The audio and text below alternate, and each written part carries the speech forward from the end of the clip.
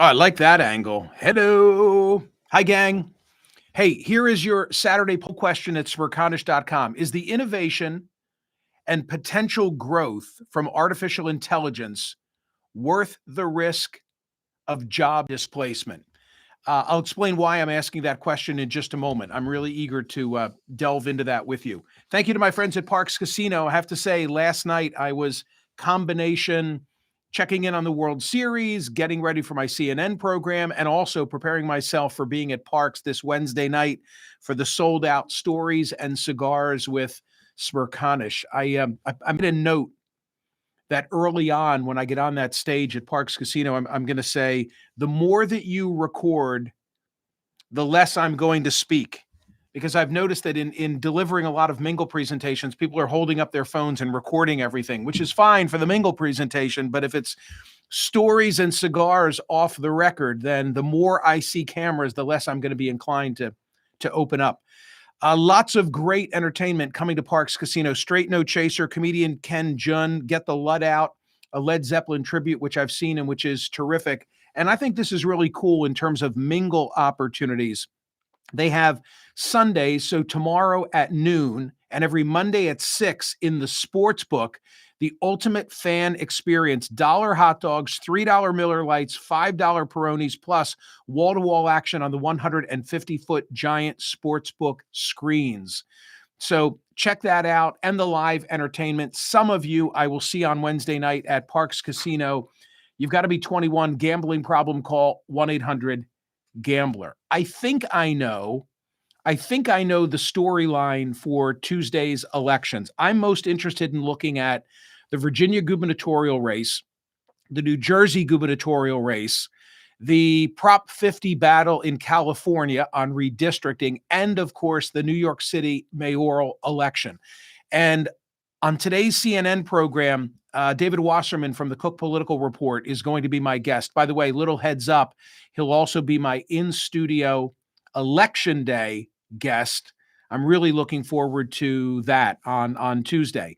The polls suggest that in Virginia, it will be Abigail Spanberger.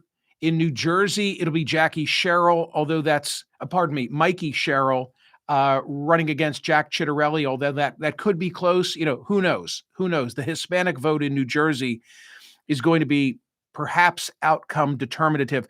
Prop 50, the redistricting ballot initiative in California, turning out not to be much of a battle in the end. It seems like Gavin Newsom and Democrats are going to get their way to do in California what Republicans did in Texas.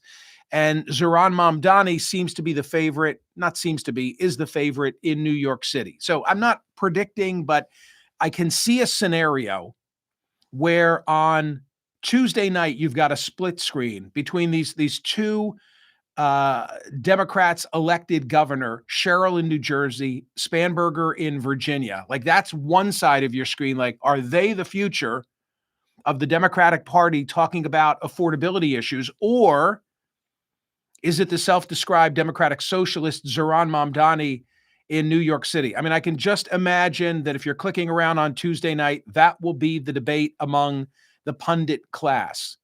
And the prop vote in California will allow redistricting to take place, which I think is a mistake. Okay, so let's just fast forward and say which presents the future of the Democratic Party: Spanberger, Sherrill, or Mamdani. And into that mix come Mike Allen and Jim Vandehei from Axios, two very bright guys. I respect their work product, and Jim Vandehei is going to be on my CNN program today. They published yesterday anti-AI socialist scenario. And they make the case in this with data. They make the case that the future of the Democratic Party is to embrace socialism and take on AI. And I can see 50% of that, which inspired today's poll question: is innovation and potential growth from AI worth the risk of job displacement? Let's first drill down on the first portion of what they said, that you can sell socialism. How do they make that case? Well, they look at Gallup data. I was a bit surprised by this. It's a very simple question. I may have to mimic it. The percentage of those who say they approve of socialism. What do you think that number is for Democrats? What percentage of Democrats approve of socialism? You think it's a majority? It's much more than a majority. It's 2/3, 66%. Okay, of independents, how many approve of socialism? According to Gallup, 38%. Among Republicans, no surprise here. Actually, I am kind of surprised that it's as high as it is, 14%. 14%. So the argument that they make is on the Democratic side of the aisle, that's where the enthusiasm is. And that if you blend together the enthusiasm among Democrats for socialism with what they say is a bipartisan emerging antipathy toward the destructive force of artificial intelligence, that can be a winning ticket. I know on one hand, you see the headlines last week, and we talked about it on radio, that Amazon says, well, we can replace 600,000 people with robots. And then a day or two later, they laid off, I think the number was 14,000 of their personnel, white collar personnel. And then came UPS. Please don't hold me to this. I'm doing it from memory. But I think that the UPS number among white collar professionals was like 40,000. Whatever the numbers were, a hell of a lot of people are being laid off from white collar positions already because of artificial intelligence. So relative to today's poll question, I get that you say, oh, it's not worth it. On the other hand, we might cure cancer with artificial intelligence. And there are so many other aspects of the way in which it is already impacting, in many cases, for the better, our lives. There was a great piece in the New York Times this week that I read aloud on radio, where one of their writers tried to go 48 hours without artificial intelligence.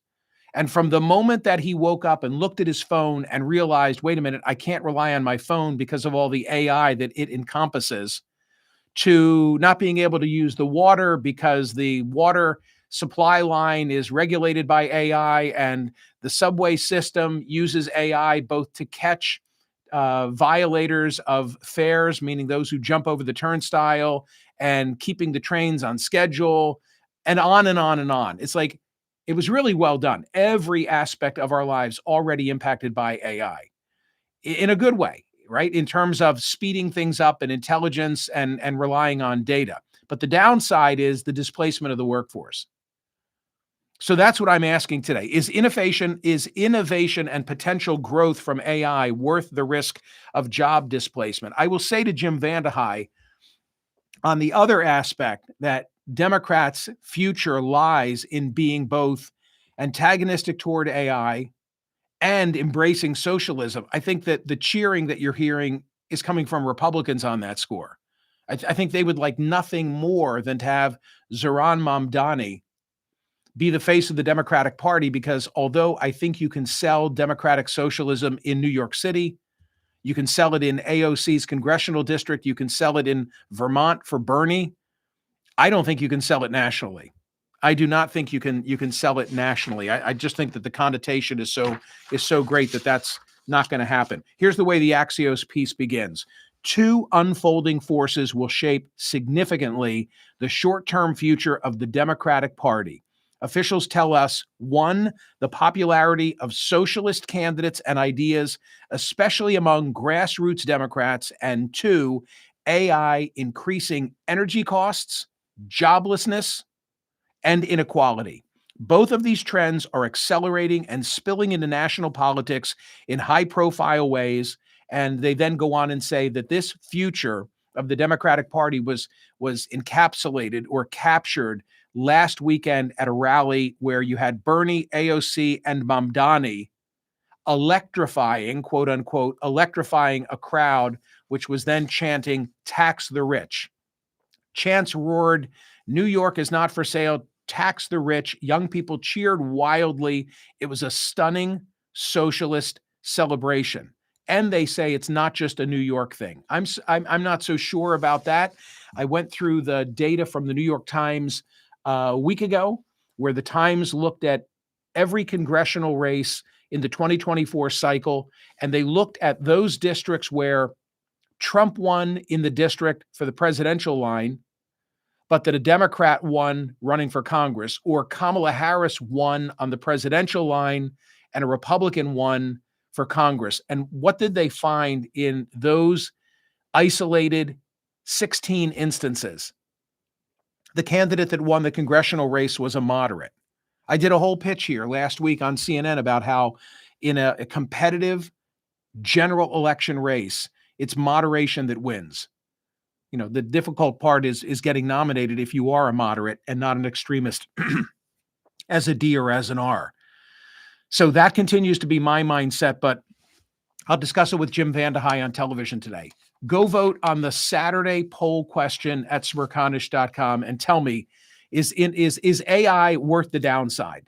That's essentially what I'm asking. Is innovation and potential growth from artificial intelligence worth the risk of job displacement? Enjoy the World Series. Game 7 tonight. It's going to be really, really exciting. And then what are we doing? Springing forward, falling backward. Oh, good. We get an extra hour of sleep. And then it sucks because then tomorrow night begins the doom and gloom at night.